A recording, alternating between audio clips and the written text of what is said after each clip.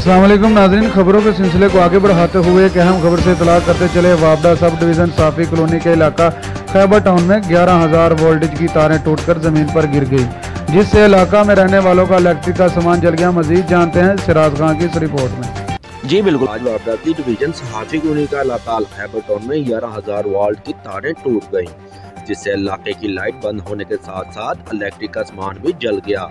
इलाका मुकीनों ने बताया कि यह सिलसिला काफी अर्सा से ऐसे ही चला आ रहा है। वो आप ऑफिस जाते हैं तो वो कहते हैं ये स्कीम अपनी मदद आप बिजली की तारें डलवाए। ये स्कीम अनइलेक्ट्रिफाइड है और स्कीम मालकान ना तो स्कीम में तारें डलवाते हैं ना हमारा कोई काम करते हैं। बहुत दफा आला अफसरान इलाका के एमएनए रोहिल असगर को दरख्वास्त दे चुके हैं, पर काम जूं का तूं है। मजीद इलाका मुकीनों का कहना था कि तारें इतनी बसीदा हो चुकी हैं, हफ्ते में 2 से 3 दफा टूट जाती हैं।